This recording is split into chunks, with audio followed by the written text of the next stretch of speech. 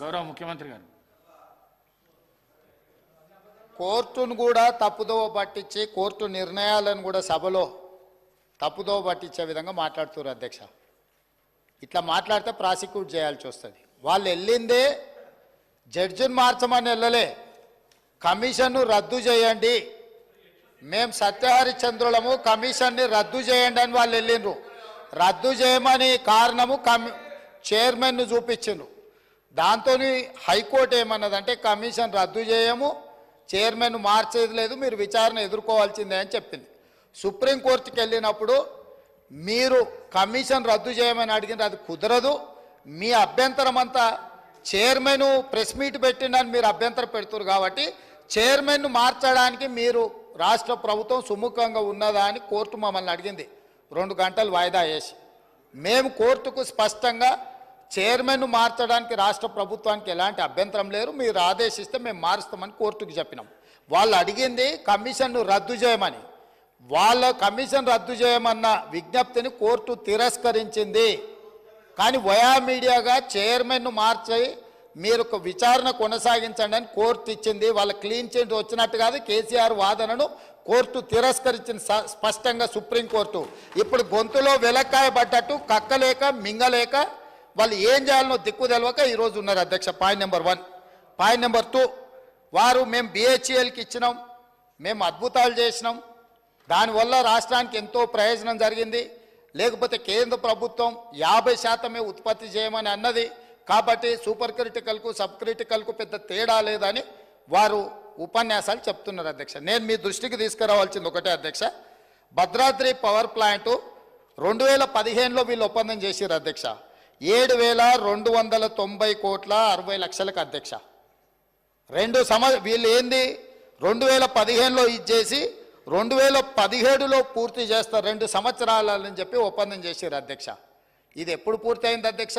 ఎందుకు చెప్పారు? ఇది అత్యవసరం ఉంది కాబట్టి సబ్ క్రిటికల్ టెక్నాలజీతో ముందుకు పోతాం, రెడీగా ఎక్విప్మెంట్ ఉన్నది, మేము అందుకోసం సబ్ క్రిటికల్ టెక్నాలజీకి వెళ్తున్నామని చెప్పి సభలో చెప్పడమే కాకుండా కేంద్ర ప్రభుత్వానికి చెప్పి కాంట్రాక్ట్ ఇచ్చేసారు, ఇండియా బుల్స్కు బెయిల్ అవుట్ చేశారు. ఎప్పుడు పూర్తయింది అధ్యక్ష? 2022లో పూర్తయింది అధ్యక్ష. 2 ఏళ్లలో పూర్తి చేస్తామన్నది 7 సంవత్సరాలు పట్టింది. 7,290 కోట్లతో పూర్తి చేస్తామన్న ప్రాజెక్టు 10,515 కోట్ల రూపాయలు అయింది అధ్యక్ష. 3,225 కోట్ల రూపాయలు వాళ్ళు ఒప్పందాలు చేసిన దాని మీద పెరిగింది అధ్యక్ష. అంటే దాదాపుగా 45% అంచనాలను పెంచి ఈరోజు పర్ మెగావాటు 9,73 లక్షలకు పర్ మెగావాట్ పడ్డది అధ్యక్ష. 1,000 కోట్ల రూపాయలు ఇయ్యాల మింగి విద్యుత్ సంస్థల మీద భారం మోపి 81,000 కోట్ల రూపాయలకు అప్పుకు కారణమైంది అధ్యక్ష. Point number 1. Point number 2, Nalgonda జిల్లాలో పెట్టొద్దా? నల్గొండ ప్రజలను ఏదో నేను మభ్య పెడుతున్నా, లోకల్ సెంటిమెంటును రెచ్చగొడుతున్నా అని వారు అనుకుంటున్నట్టు. వారి విశ్వసనీయత జిల్లాల మన పార్లమెంట్ ఎలక్షన్ల అసెంబ్లీ ఎలక్షన్లలో స్పష్టంగా చెప్పిండ్రు. అదేవిధంగా అధ్యక్ష YTPS Yadadri thermal power project కూడా వీళ్ళు BHELతోని ఒప్పందం చేసినప్పుడు 25,099 కోట్ల రూపాయలకు అంచనాలకు ఒప్పందం చేసిండ్రు అధ్యక్ష. ఎప్పుడు చేసిండ్రు వీళ్ళు ఒప్పందము? 1/6/2015 అధ్యక్ష. ఇది 2021 లోపల కంప్లీట్ చేస్తామని ఒప్పందం చేసిండ్రు అధ్యక్ష. ఇవాళ ఎంత అధ్యక్ష? 2024. ఇప్పుడు కూడా పూర్తి కాలేదు, ఇంకా 2 ఏళ్ళు మినిమం పడుతుంది అధ్యక్ష. ఆ రోజు ఏం చెప్పిండ్రు?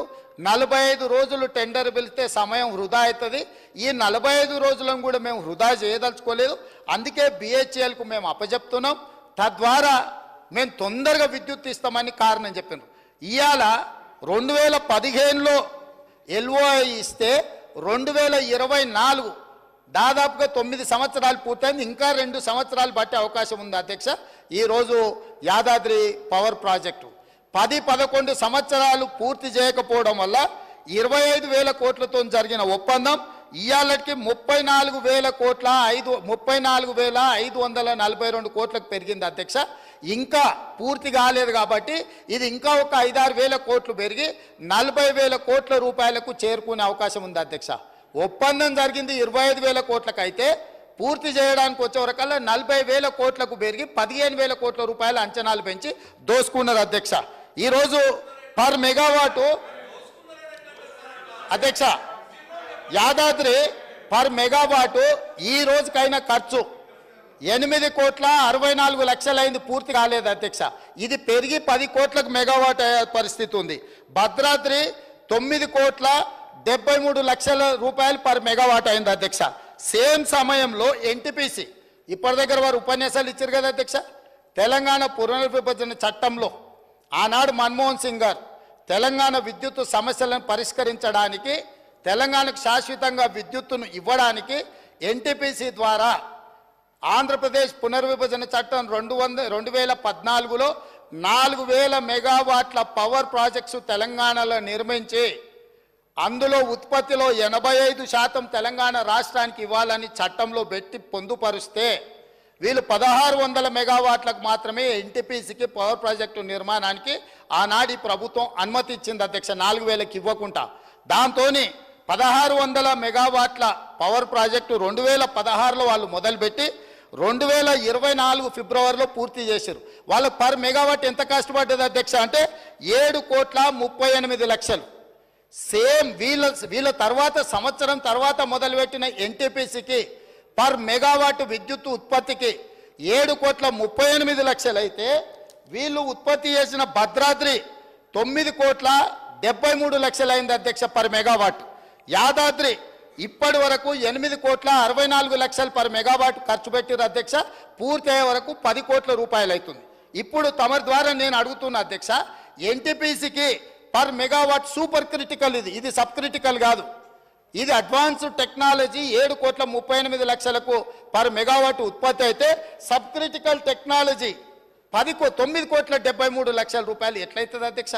ఎక్కడికి పోయింది అధ్యక్ష ఈ సొమ్ము? పర్ మెగావాట్ 2 కోట్ల పైగా అంటే 1,080 మెగావాట్ల విద్యుత్ అంటే 2.5 కోట్లు పర్ మెగావాట్కు అంచనాలు పెరిగినాయంటే దాదాపుగా 2,500 కోట్ల రూపాయలు భద్రాద్రి పవర్ ప్రాజెక్టులో మింగిందెవరో లెక్క తేలడం కోసమే ఈరోజు విద్యుత్తు మీద కమిషన్ వేసినాం అధ్యక్ష. ఇక్కడ దాదాపుగా 10 కోట్లు అంటే దాదాపుగా 2.5 కోట్లు ఇంటూ 4,000 మెగావాట్లు దాదాపుగా 10,000 కోట్ల రూపాయలు యాదాద్రిలో అంచనాలు పెంచడము. ఈ 10,000 కోట్లు ఎవరు దిగమింగినరో లెక్క చెప్పడానికే ఈరోజు ఈ దేశం అధ్యక్ష. 3 తెలంగాణనే. ఇక మూడవది కిషన్ రెడ్డి గారు మమ్మల్ని అడిగినరు, అబ్బా ఎంత దోస్తులు అయిపోయారు అధ్యక్ష, కిషన్ రెడ్డి, జగదీశ్వర్ రెడ్డి, కేటీఆర్ వీళ్ళందరూ చుట్టాలు అయిపోయినారు అధ్యక్ష. ఢిల్లీకి సీకట్ల పోయి బామార్దులు పోయి ఢిల్లీలో సీకట్ల బిగ్గర కాళ్ళు పట్టుకోగానే వీళ్ళంతా చుట్టపోళ్ళు అయినారు అధ్యక్ష. నేను వీళ్ళు ఎన్టీపీసీకి వీళ్ళు 4,000 మెగావాట్లకు కాంగ్రెస్ అనుమతి ఇస్తే 1,600 మెగావాట్లు మాత్రమే ఉత్పత్తి చేయడానికి అనుమతి ఇచ్చి 2,400 మెగావాట్లు ఉత్పత్తి చేయడానికి ఎన్టీపీసీకి 10 సంవత్సరాలు వీళ్ళు అనుమతి ఇయ్యలే.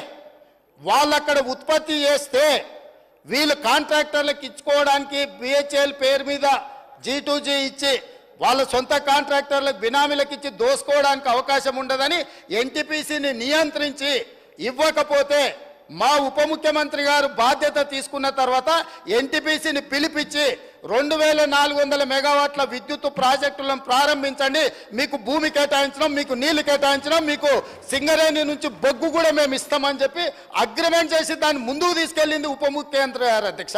వాళ్ళు కాదు, ఎన్టీపీసీని కూడా దోకా చేసి తెలంగాణ నిండా ముంచి కమిషన్ల కక్కుర్తిపడి ముంచుతుంటే ఎన్టీపీసీకి అనుమతి ఇచ్చింది కాంగ్రెస్ పార్టీ. రికార్డులున్నాయి, మీరు రికార్డులు తీసి సభలో పెడతాం అధ్యక్ష.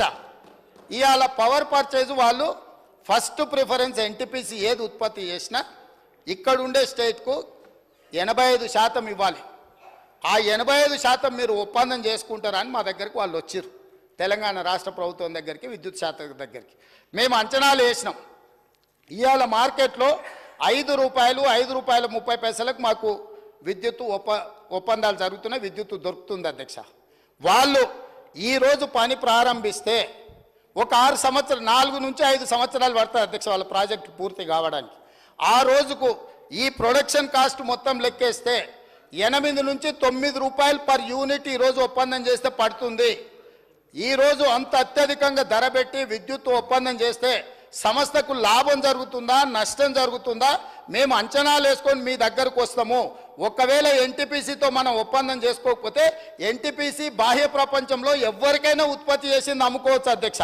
ఆ రోజు తెలంగాణ విద్యుత్ సంస్థలు కూడా వాళ్ళతోని ఆ రోజున్న మార్కెట్ రేట్ ప్రకారం మనం కొనుగోలు చేయొచ్చు అధ్యక్ష. ఈ రోజు మనము ఎన్టీపీసీతో ఒప్పందం చేస్తే 85% ఖచ్చితంగా మనం కొనుగోలు చేయాల్సిందే. ఆ రోజు capital investment and production cost రెండు కలిపితే ఏ ధర పడుతుందో ప్లస్ ప్రాఫిట్. విద్యుత్తు కొనుగోలు ఏ విధంగా డిసైడ్ అవుతుంది అధ్యక్ష?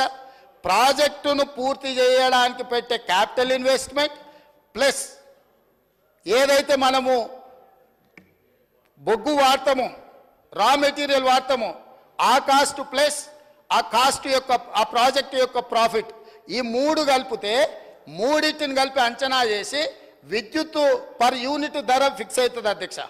ఇప్పుడున్న అంచనాల ప్రకారం మా అధికారులతో నిపుణులతో మాట్లాడితే ఇప్పుడు ఎన్టీపీసీ కట్టబోయే 2400 మెగావాట్లతో ఈ రోజే మనం ఒప్పందం చేసుకుంటే ఉత్పత్తి సమయానికి మనం 9 రూపాయలు పర్ యూనిట్ చెల్లించాల్సి వస్తుంది. ఇది లాభమా నష్టమా అంచనా వేసుకొని వాళ్ళతో ఒప్పందాలు చేసుకున్నాం అధ్యక్ష. దాంతో వాళ్ళ పనులు ఆగలేదు అధ్యక్ష. ఎన్టీపీసీ ఎక్కడైనా పవర్ ప్రాజెక్టుకు రాష్ట్ర ప్రభుత్వం అనుమతిస్తే వాళ్ళు నిర్మాణం చేసుకొని పూర్తయ్యే లోపల ఎప్పుడైనా మనం అగ్రిమెంట్ చేసుకోవచ్చు. మనం చేయకపోతే వాళ్ళు బయట ఎక్కడైనా అమ్ముకోవచ్చు. ఎందుకింత దుఃఖం వస్తుంది అధ్యక్ష? కిషన్ రెడ్డి గారు చెప్పిండంట, కిషన్ రెడ్డి గారు దుఃఖంలో వీరు భాగస్వాములు అయినరంట, ఆయనని ఈయన ఓదార్చిండంట, ఆయన ఓదార్చిండంట. ఇదా అధ్యక్ష వీళ్ళు మాట్లాడేది?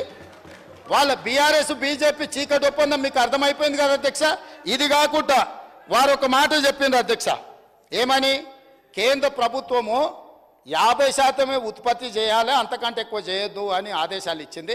50% ఉత్పత్తి చేస్తే సబ్ క్రిటికల్ టెక్నాలజీ కంటే కూడా ఎక్కువ బూడిద వస్తుంది, ఎక్కువ నష్టం వస్తుందని ఎప్పుడు చెప్పింది అధ్యక్ష కేంద్ర ప్రభుత్వం ఈ మాట? 2023-24 సంవత్సరంలో చెప్పింది. దేనికోసం చెప్పింది అధ్యక్ష? సోలార్ పవర్ ప్రాజెక్టు, అదేవిధంగా విండ్ పవర్, గ్రీన్ ఎనర్జీ అంత వచ్చింది, వాటి ఉత్పత్తి చాలా పెరిగింది కాబట్టి మీరు 50% గ్రీన్ ఎనర్జీ వాడుకోండి, మిగతా 50% బొగ్గు చేత ఉత్పత్తి అయ్యే విద్యుత్తును వాడండి అని సూచన చేసింది. It is not mandate. ఇదేమి మన మీద బలవంతంగా కేంద్ర ప్రభుత్వం రుద్దుతలేదు. కానీ వీళ్ళు సబ్ క్రిటికల్ టెక్నాలజీ ఎప్పుడు తీసుకున్నారు అధ్యక్ష? 2015లో ఇండియా బుల్స్ అనే గుజరాత్ కంపెనీతోని. వీళ్ళు ఎంత దివ్యజ్ఞానులు కాలజ్ఞానులు. బ్రహ్మం గారు తెలుసు కదా అధ్యక్ష, కాలజ్ఞానం చెప్పిండు. వాళ్ళ ముతాతలు ఉన్నారు అధ్యక్ష. 2015